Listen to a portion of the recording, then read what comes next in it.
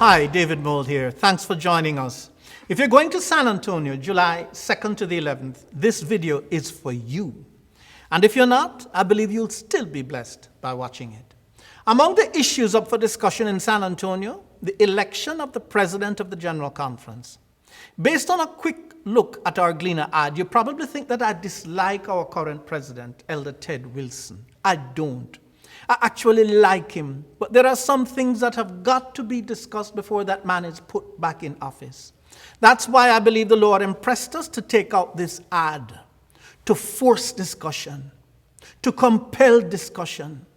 There's no telling how far the spark kindled this morning might grow in the 3 weeks before this convention. That's why we've done it, in the hope that God will do for this ad what he did with Samson's foxes. You don't know that story? Let me tell you. There it is in the Word of God. And Samson went and caught 300 foxes and took firebrands and turned tail to tail and put a firebrand in the midst between the two tails. And when he had set the brands on fire, he let them go into the standing corn of the Philistines and burnt up both the shocks and also the standing corn with the vineyards and olives. That's Judges 15, 4 and 5. How did James put it? Behold, how great a matter a little fire kindles. That's James 3, 5. How I would love to see this fire rage. How I'd love to see it sweeping over every delegate to this convention to the point where to a man or a woman they would acknowledge the things this man is saying are true. This convention cannot proceed until these issues are dealt with. That's my whole purpose, my goal in running the ad and preparing this video, to bring conviction to the delegates to the General Conference session in San Antonio. It's a tall order. And it's going to take prayer, fasting, and God himself to make these things happen. But I've done my part today. The fire is lit.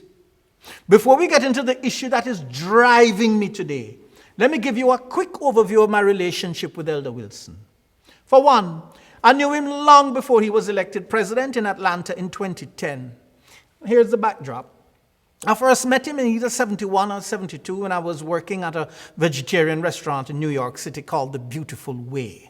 Rick and Gwen Shorter ran it. They introduced me to him, they introduced me to Ron Halverson, but it was on the streets of New York that I met Ted Wilson. And then in the 1980s, I think that was the next time I saw Ted. And there's a fascinating story there. Our ministry, Jesus Behind Bars, was involved in prison ministry at the Federal Penitentiary for Women in Alderson, West Virginia. One day, the warden contacted me. She said, David, I have a problem. There is an inmate here who was caught peddling drugs, and she's from Nigeria, and she's going crazy, fretting about her twins. She doesn't know what the situation is with her children. Can you help me? And of course, I said to myself, who do I know in Nigeria? I don't know anybody in Nigeria, but as I told her I would see what we could do. Well, I contacted the General Conference, and as things turned out, we were able to get in touch with Ted Wilson. It's a long, rather convoluted story. I think I may have written him like 3-4 months earlier, and then out of the blue one day we got a phone call, and it was Ted Wilson. And he was kidding, saying, David, next time you write me, put a first-class stamp on it, because my letter had shown up like 3 months late. But he called at the right time. We were in the midst of this crisis. And I put the case to him and asked him if he could do anything for this inmate in the federal penitentiary.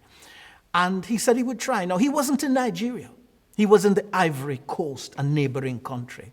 But he dispatched, I believe it was the conference president in Lagos, who went to the address we gave him. And he was able to determine that the children were safe. So quick as a flash, it might have been a week or two, I don't know, but we got word back to the inmate through the warden that her children were fine. You would have thought I was God on earth. The reaction to lift that woman's burden, and it went through the prison like wildfire. That was the next time I had any sort of encounter with Ted. It would have been in the 1980s. After that, about maybe 10, 12 years passed.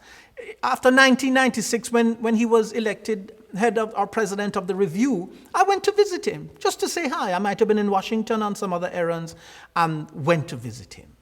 And we had a good time. I remember we sat down, and one of the quotes that I shared with him was from Colporteur Ministry, page 4, which he knew well, about the work, the last work being finished through our publishing houses. This is why it makes that statement, and we spoke about it. After that, maybe another 14 years passed, because it was June in 2010. I had another reason to go and visit him, this time up in Silver Spring, 10 days before he was elected president of the General Conference. I still have the name tag given to me that day. I'll tell you the reason why I went to see him, but I remember him standing outside his office. He introduced me to Mark Finley and still referred to me in connection with Jesus Behind Bars. Dr. Paul Brantley had an office, I think, right next door, and I saw him that day too. But what did we discuss? Essentially, there were 3 items. Jack Henderson and the great controversy. I'd never heard Jack Henderson's name before, but I'll come back to that. We also discussed the Shepherd Rods organization. And thirdly, money. In particular, a gift of $100 million that the church had relatively recently received. Those are the 3 things. Jack Henderson, he was the one who told me about Jack Henderson. You could see the excitement on his face. Jack had approached him with a project about distributing the great controversy via zip code, all the zip codes in the United States. And he was just excited. He had allowed Jack, or invited Jack, to come and conduct worship up at the General Conference. It had gone well, and he was speaking to me about how much he was getting behind the project, etc. But we also discussed the Shepherd Rod. Now, why, and I'll be honest with you, the Shepherd Rod organization is the reason, above all, why I had gone to see Ted Wilson that day. And I'll tell you how that came about. At a religious liberty dinner several months earlier, Lincoln Steed and I were talking, and Lincoln had mentioned to me that he was getting not necessarily a flood of email from the Davidians or the Shepherd Rod members, but he was hearing from 1 or 2 of them. And something sparked in my mind. I became alarmed because of an utterly fanatical teaching held by some members of that group. Years before that, maybe 20 years before or more, 25, I was preaching in New York at a church, and I think it was in Manhattan. And after the sermon, a gentleman came up to me and introduced himself to me as a Gileadite. I'd never heard that name before. And the Gileadites, it turns out, are part of the wing, or one of the wings of the Shepherd Rod organization. And he told me that he enjoyed my sermon, but that it didn't go far enough. And I questioned him, what did he mean? The man says he was an angel, and he would be killing Seventh-day Adventist pastors before the return of the Lord. Yes, that's what he said. He would be killing. What it was a twisted interpretation of Ezekiel 9. My eyes must have been bulging out of my head. I couldn't believe that I was hearing what I was hearing from a sane person. But the Davidians have this teaching about Ezekiel 9. And some of them may take it further than others. Maybe they aren't all Gileadites. I don't know. But it was enough to me to hear that kind of fanaticism. And with the General Conference session coming up in Atlanta, where all the leaders of the church would be gathered under one roof, I became alarmed at what Lincoln Steed shared with me. Worse yet, about a week or 2 prior to that, at our own church, we had discovered one of the Davidians, or a Shepherd Rod lady, on our choir. And you need to know that the teaching is not the teaching of the Seventh-day Adventist Church. Not at all. And when asked about this slaughter, she said she would participate in it. That it would be an unwelcome thing or a gruesome thing, but she would do it if God called upon her to do it. So I said to myself, what is this? And so there they are contacting Lincoln. And I said, Lincoln, you really should go to your superiors, your bosses, and tell them about this uptick in traffic coming from the Davidians.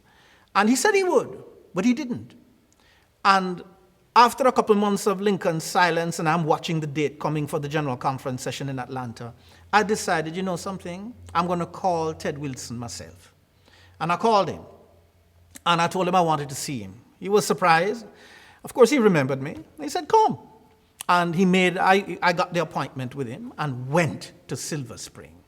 It turns out that Ted Wilson knew nothing about that diabolical doctrine, that twisted interpretation of Ezekiel 9, where they think they're going to be the ones carrying out this slaughter of Seventh-day Adventist pastors.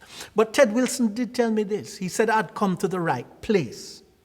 that he was in charge of security, not only at the building in Silver Spring, but that he'd be in charge of security at the Georgia Dome. Now, I know that in saying what I'm saying to you now, I have not endeared myself to the shepherd rod.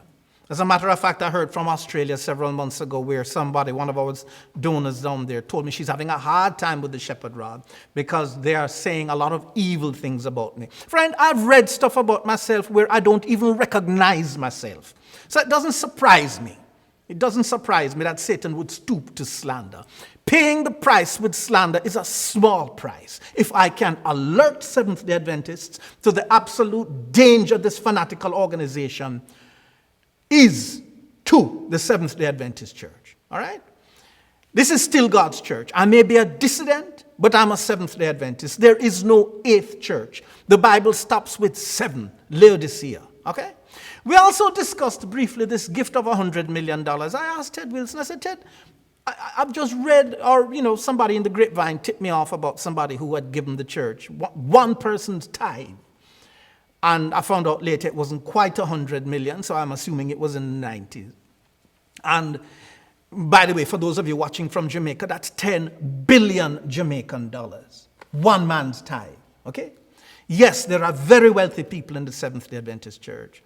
I remember Charles Bradford one year was preaching at the Mount Sinai Church, and he told a story about some Seventh-day Adventists who had found oil, and he had to send to Japan to get the cap, to cap the well. There was nothing in this country that could do it. Bradford said it at Mount Sinai. I heard him. So yes, the church has its billionaires, okay? And one of them apparently wrote a check for $100 million in tithe, okay? And I asked Ted, what happened to all that money? As a layman, I just wanted to know, what was the church doing with that? I hadn't heard of any raises being given to our teachers or pastors. I don't know of any of the third world pastors who were given automobile loans, for example, to get them off a bicycle so they could have more access to our church. What happened to that money? The first thing he did was turn slightly red. He may not know it, but I noticed it. Okay? And he said the money had gone to the divisions.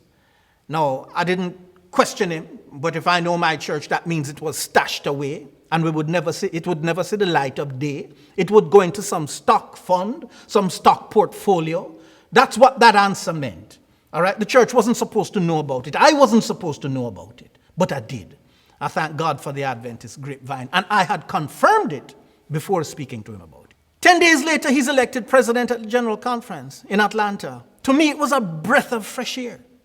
The announcement about pushing the great controversy across the North American division and the world were music to my ears.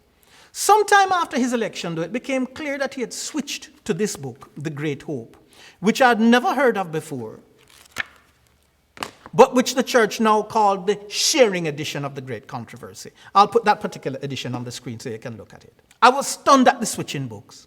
Plastering the name sharing edition of The Great Controversy over this thing doesn't make it The Great Controversy. All the essentials in The Great Controversy, and I'm holding in my hands the new illustrated Great Controversy. As a matter of fact, I have one here, which you'll see. This is what it's going to look like, our new revised version of the new illustrated Great Controversy. This is more or less the size that we're coming out with, okay? With some spreads, some real beautiful spreads in there. All the essentials in the Great Controversy have been stripped out. And it's stripped out of the Great Controversy, and then the name plastered over this. It's stripped, it's ripped, it's just gone. The prophecies about the beast, his image and his mark are gone. Sunday laws are gone. In the last report that I saw, the brethren reported, I think it was over 160 million copies of the Great Controversy. That's what they said were distributed. But when you check the fine print in some divisions, like the South American division, it's all the Great Hope. What I want to know is this. How many millions of dollars were raised from trusting, loyal Seventh-day Adventists who thought they were sponsoring the Great Controversy? How many lawsuits have been filed from members who feel absolutely robbed, cheated, and disgusted with the leadership of this church? The church will never tell you Beloved, we can't go into the general conference session with this sort of stuff just dangling out there. Some of you watching this already know that every word I've just said is true. I'd go as far as to say I'm sure 3ABN knows about it, but they won't touch it. I'm sure the Hope Channel knows about it, but they won't touch it. There are a whole bunch of people who know about it, but for one reason or another, they won't touch it. Maybe it will mean their popularity or their jobs. I don't know.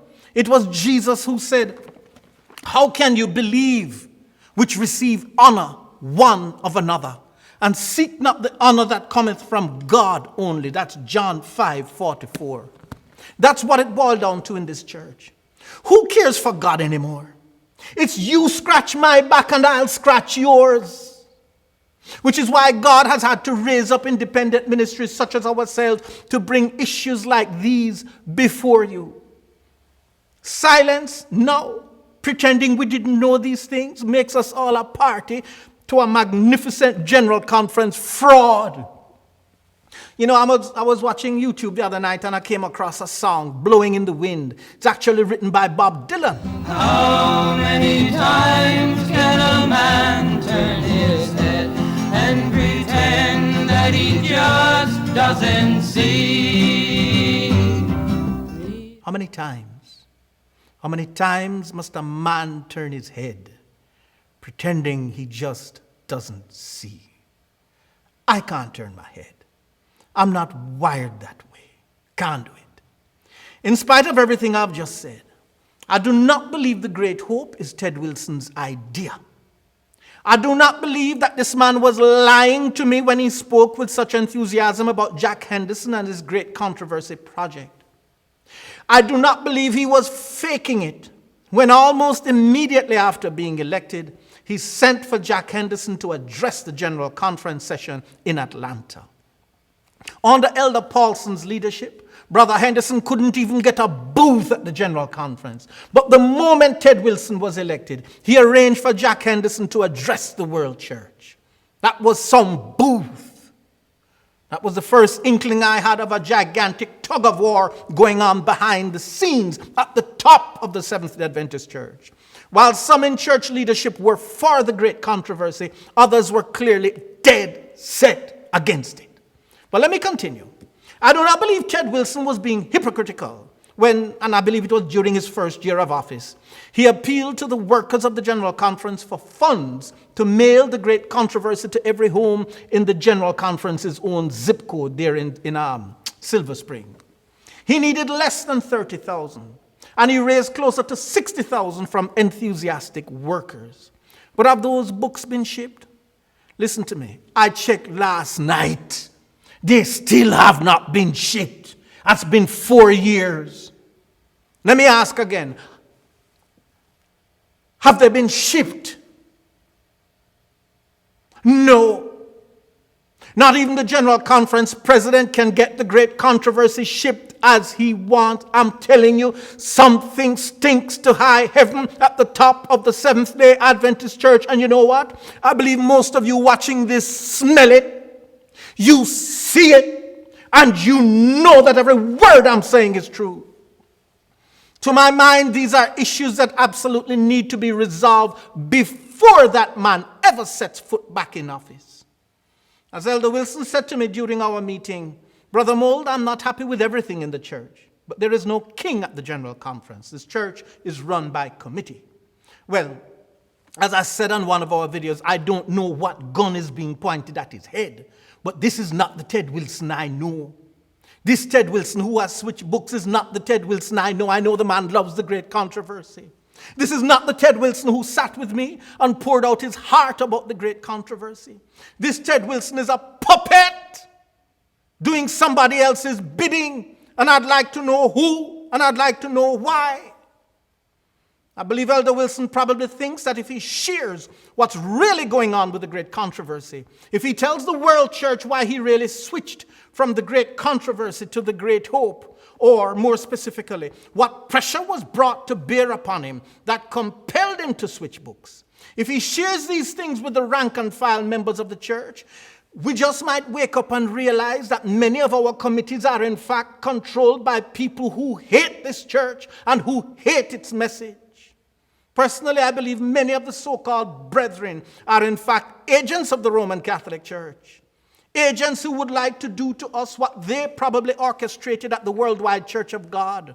If they had their way, they'd wipe the entire Seventh-day Adventist Church off the map. Have we forgotten? Have we forgotten what Mrs. White's inspired pen had to say about the Jesuits? I don't have time to go into much Jesuit history now. I've already done it in our videos. But it would do us well to remember these lines. And this is from the Great Controversy. When appearing as members of their order, they wore a garb of sanctity, visiting prisons and hospitals, ministering to the sick and the poor, professing to have renounced the world and bearing the sacred name of Jesus, who went about doing good. But under this blameless exterior, the most criminal and deadly purposes were often concealed. It was a fundamental principle of the order that the end justifies the means. By this code, lying, theft, perjury, assassination were not only pardonable, but commendable when they served the interests of the church. Under various disguises, the Jesuits worked their way into offices of state, climbing up to be the counselors of kings and shaping the policy of nations. That's from page 235 of this book, The New Illustrated Great Controversy. With this sort of track record behind them, do you honestly think they would have ignored the Seventh-day Adventist Church? Do you think they would have ignored the Seventh-day Adventist Church with a book like The Great Controversy that not only exposes the history of the Roman Catholic Church, but that exposes them? I really don't know how far I should go today because I'd like to keep this appeal focused. But if you want to know more about the Jesuits, then I'd strongly suggest you go to the video, Should Ted Wilson Be Impeached? Part 3, The Jesuits. But let me get back to Elder Wilson. I believe Elder Wilson knows that if he opens his mouth, it could start a war. If he opens his mouth, it just might split this entire church, and he wouldn't want to be the one responsible for that. He wouldn't want that on his watch. But the longer he keeps quiet about the real reason for the switch in books, which involves so many millions of dollars, the more he looks like a crook. A crook who knew what he was doing when he raised those millions of dollars and then turned around and had them funneled to this piece of trash, this piece of treason known across the world as the Great Hope. You know the tragedy of all of this, as disappointed as I am with Elder Wilson's actions, I don't know if anyone else would or could do anything better. That's how hamstrung, I believe, any elected official would be to the compromised committees behind the scenes that are truly running this church. I've tried to state these things in the videos at our website, beginning with Should Ted Wilson Be Impeached? Parts 1 to 3. Our production manager died before we could finish this series, so we started all over again with Adventist crime scenes, parts 1 to 6. They're there for you to watch. We've followed these videos up with This Isn't Your Grandmother's Great Controversy. That's a reference to the book I'll put up on your screen. Charlie Hebdo and the Pope's visit to Congress and defending God's prophet. They're all there. But if you have limited time and can only watch a few before San Antonio, try Should Ted Wilson Be Impeached? And Adventist crime scenes. I've put them first in the queue at our website. I really don't know what else to say this morning, but I don't want to close without expressing my gratitude to the Jamaica Gleaner. Thank God for freedom of the press, and thank God for the Gleaner for allowing us to run this ad. If nothing else, it got you to our website. Because of what is in this ad about the Roman Catholic Church, because we've resurrected chapters of Roman Catholic bloodlust that many didn't know existed, because this ad has probably already opened thousands of eyes in its first reading and will probably open thousands more as it is read again and again, I can imagine Roman Catholic pastor Richard Holong must be furious at us for designing it. and even more furious at the Gleaner for running it. So you can understand my gratitude for freedom of the press in my homeland, Jamaica. In the States, already efforts are being made to shut the press up. This is no joke. For example, in the last week of May, it was announced that you can't run any more religious or political ads on the Washington Metro. Personally, I think that ought to be challenged legally and overthrown, but that's another story. One more thing before I go. You see, this subject of women's ordination, I told you I had two issues I want to discuss. One had to do with the Great Hope. Well, this other one is women's ordination, and I'm not going to spend a lot of time on it. But you see it? That's occupying so much of the church's time. I believe it is a red herring inserted into the dialogue of the Seventh-day Adventist Church to divert attention away from the main issue, which is the advances of the Roman Catholic Church across our planet. And for those of you who think those advances are mostly harmless, that the Roman Catholic Church has changed. I remember Roman Hegstead preaching that nonsense at the Altamont Springs Church maybe 25, 30 years ago. That the church, if they have changed, they've become more subtle, more cunning. But for those of you who think that the church has changed, go back and study your history. Look again at the Holocaust. Look again at the rat lines. These are the escape routes organized by Vatican agents for some 20,000 Nazis whom they helped to flee Europe, and in some cases to flee certain death sentences for their activities in death camps like Auschwitz, Buchenwald, Sobibor, Mauthausen, Belzec, and Treblinka. According to formerly top-secret files released by the Argentinian government in 1992, some of which I had the privilege of handling right there in Buenos Aires, it was the Roman Catholic Church that assisted these butchers to gain false identities and false passports, and then to end up in the safe Catholic regime of Juan and Evita Perón in Argentina. Of course, from there, many of them went to other countries in South America. But back to the source, Adolf Hitler. Who in God's name do you think brought Adolf Hitler to power? Whose bidding do you think he was doing? Thank God for Professor John Cornwell for bringing this before the world. Pope Pius XII, before he was pious, was the one who orchestrated Hitler's rise to power. Of course, they vilified Cornwell and tried to say all manner of evil about him. But the man got his information from the Vatican archives. He went there and applied for permission as a good Catholic wanting to exonerate the Pope, and they turned over the archives. And he got access to records which the public would never see, would never otherwise have known. And he wrote the book, Hitler's Pope, indicting the Roman Catholic Church for much of the, well, let's put it this way, certainly for Hitler's rise to power. It took the release of those files in Argentina for me to start connecting the dots. But the bottom line, what I'm saying is, instead of focusing on women's ordination, which I hope never sees the light of day, I'm reminded of this statement from Professor Samuel Morse in his book, Foreign Conspiracy Against the Liberties of the United States. He said this: "We are busying ourselves in quenching the few falling sparks that threaten the deck of the ship, without heeding the fire beneath that is approaching the magazine." And by magazine, he's referring not to something you read, but to the stores of gunpowder on board. That's what Satan has us as a church doing, focusing on the sparks falling on the deck, focusing on women's ordination and other items from what I call the Great Adventist Trivia Game, instead of on the advances of the Roman Catholic Church across our planet. If we wait until that magazine explodes in our faces, it's going to be too late. You see the Pope scheduled to address Congress on September 24th. What is he going to say? He's been saying much about the limits to free speech and will probably reiterate these sentiments when he comes. Do you really want to live in a world where you couldn't say a word against the papacy or any faith? Do you really want to live in a world where if you say anything against the policies or the record of any faith group, you would be arrested? Do you want to live in that world? Well, if the Pope has his way, it's coming. What in God's name is the General Conference doing in anticipation of this speech on September 24th? What plans does the Seventh-day Adventist Church have to counter it? Beloved, ask yourself a question. When does silence transcend cowardice and become treason. Are there any Protestants left in the Seventh-day Adventist Church? As for me, don't you think I know that opening my mouth the way I'm doing it today could get me killed? Of course I know it.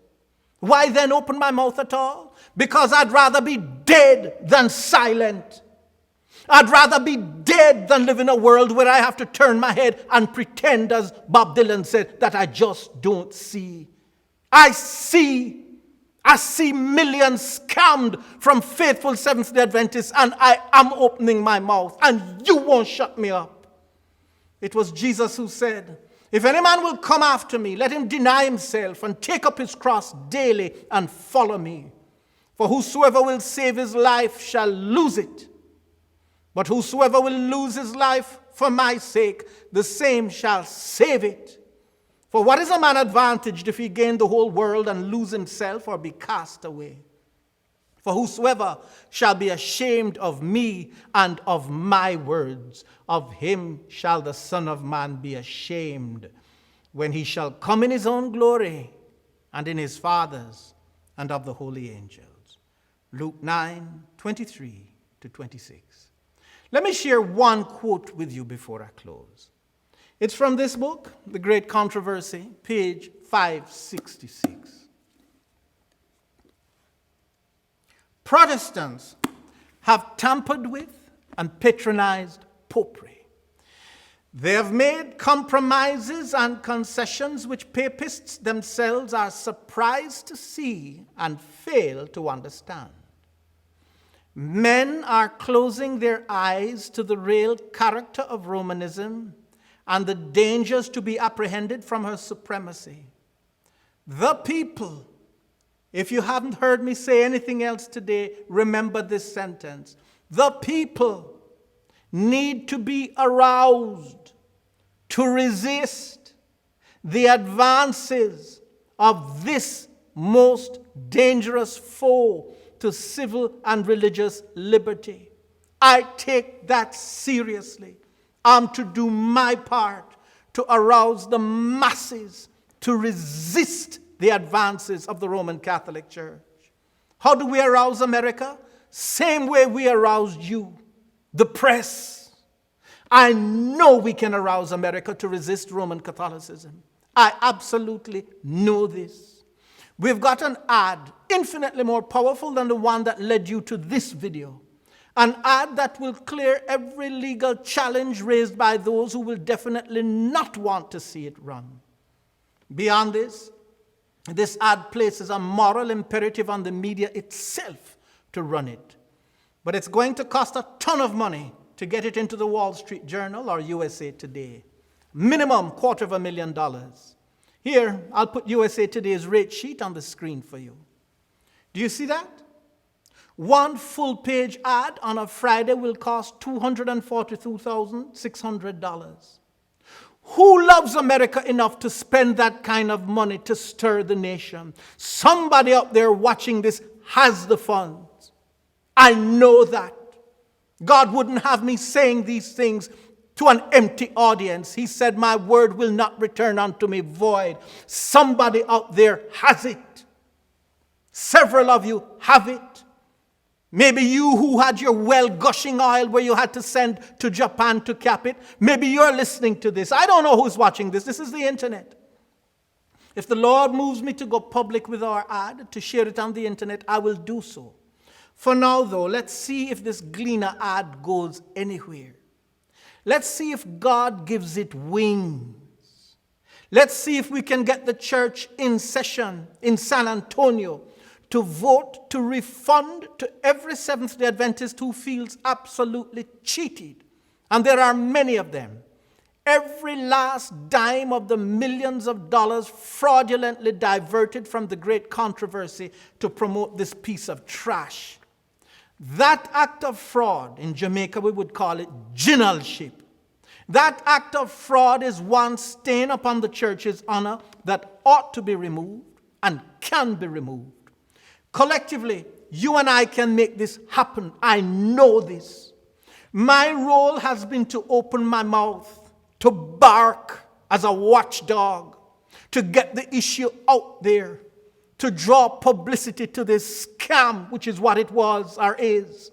Your role, if you're a delegate, is to caucus with other delegates and to make sure this item, and I'm talking about refunds for those who were defrauded, make sure this item makes it onto the agenda for full-blown discussion. If God could stop the rain in answer to the prayers of 50-something pastors over in Trinidad, and I'll get to that in a moment, then he can stop the Jesuits too. He will do wonders when his people caucus together and pray. You know something? Perhaps the best thing I could do right now before I sign off with a personal note to Ted Wilson is to let you hear a testimony the likes of which I'd never heard before. It's coming from Pastor Earl Cleveland, the former chairman of the board of Jesus Behind Bars, our first ministry. For those of you who are delegates to this upcoming convention and who think that you are so small and the machinery of this behemoth, this Seventh-day Adventist church is just too big, just too powerful for you to do anything to stop it, listen to how God stopped rain. Trinidad is a multicultural country where all races have just melted and enmeshed through the years, and religion down there is largely Hindu and Catholic and Protestant and spiritualistic. I landed there not knowing very much about the place. I was sent there by my organization. Little would I know the blessings that awaited me there. They sent me there in the rainy season, and I had 2 big tents and benches in between the tents, and we were anticipating great crowds, but every day it rained. Let's start with that, which meant that coming out to tent meetings in the rain was not anything that the inhabitants of Trinidad anticipated or ever really did. But there were 58 preachers from 13 countries that were sent to that island nation for me to train. And I was supposed to have training classes during the day, and we'd have public meetings during the night, and planning sessions in connection with the training sessions. It being the rainy season, the likelihood that anybody would come to those meetings was a matter of fact. Rain, they stayed in. So I took those 58 men and we said, look, God made the rain. Why can't we put him on a schedule? Why won't we ask the Lord to let it rain up until 5 o'clock in the afternoon? Because it was monsoon-type rains down there, not like the stuff that falls here. And the rains just wash out whatever is out there. So we got on our knees and prayed, Lord, tonight, let the rain stop at 5 o'clock. And don't let it start again until 11:30 at night. Now that was the prayer we prayed. All 58 of us had prayer that the Lord would put that rain on a schedule and organize it so we could get the meeting in. I've got news for you. For the next 9 weeks, the rain would stop between 4:30 and 5 o'clock, and the sun would come out and shine brightly and dry up the tent and everything. The grounds were dried up, and the people had plenty of time to get to the meetings, and I had plenty of time to preach the gospel and give the benediction. And in 1 hour after I turned out the lights, the rains would come. Every day, God kept that schedule for us. Now, that is kind of frightening. It seems like At least one meeting would have been run, because everything else was being rained out. It seemed that one meeting, but in the middle of the series of meetings, of course, we had to keep the Sabbath. This is during the day, the morning sessions, when the rains poured down the fastest and the greatest. We shifted our prayer. We said, now, Lord, we've got to do what we do back in the States. We don't have any other pattern. We have 11 o'clock services in the morning. We have Sabbath school in the morning. Let it rain all night, Friday night. Let the sun come out at the breaking of the day and dry everything out. And at 9:30, when we are supposed to start Sabbath school, have the people pouring in there in numbers that would stagger our imaginations. Now look at what we're doing now. We're asking the Lord not only to keep that thing blocked out in our night meetings, but we're saying now, when it starts on Friday night, let it rain all night. That's enough rain for the people, for the vegetation to grow, for the farmers to prosper. But well before 9:30 a.m., let the sun dry everything out, and Lord, give us a full house and thousands of people to come. Oh, by the way, on opening night, there were 8,000 people on those grounds. I said 8,000. The first Sabbath morning, about sunrise, there was sunshine. Dried out the tent, dried out the ground.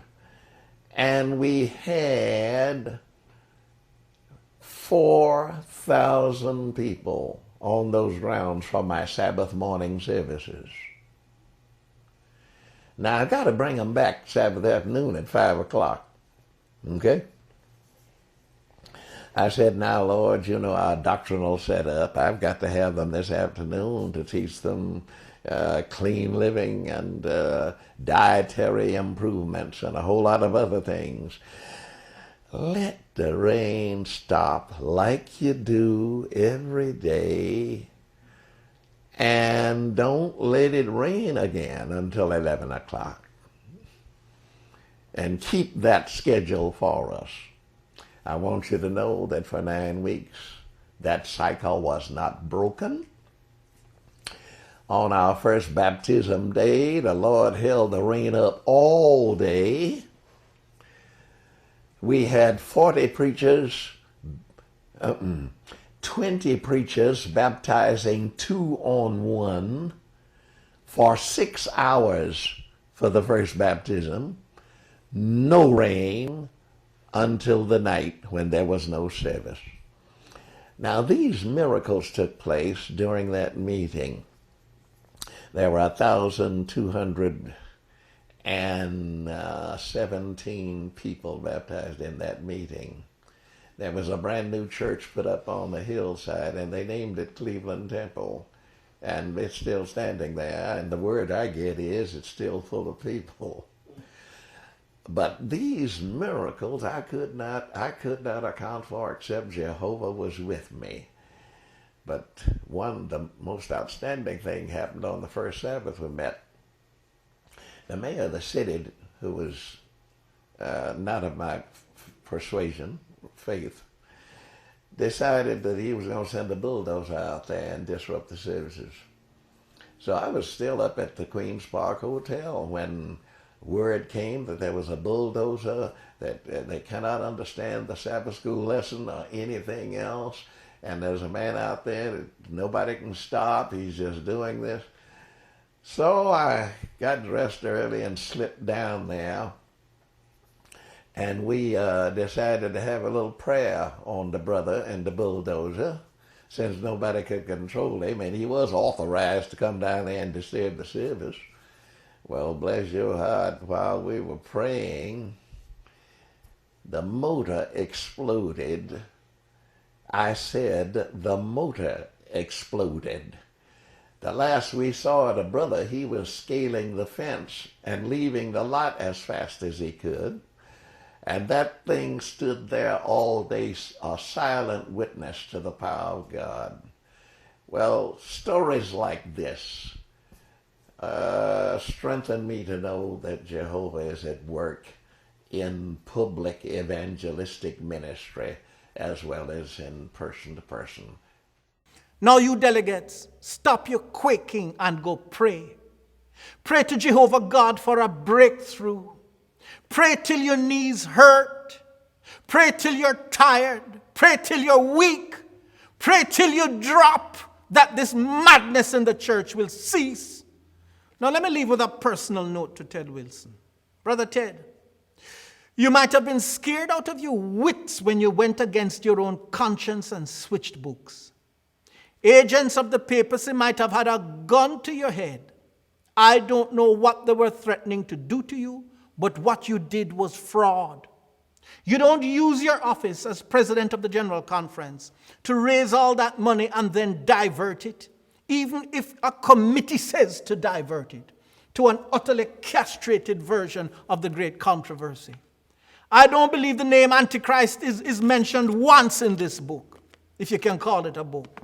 You know, and I know, and most people who have read the great controversy know, there is no portion of this watered-down, castrated piece of trash that deserves the title, the great controversy.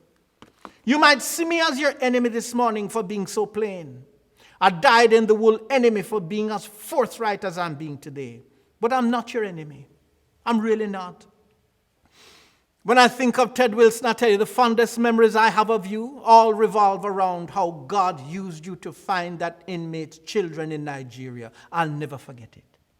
I'll remember it with tears in my eyes, in my heart, as long as I live. But let me close. Let me leave you, Brother Ted, and all of you watching this with one verse of Scripture. It's Proverbs 27:16. Faithful are the wounds of a friend, but the kisses of an enemy are deceitful. He who hath ears to hear, let him hear.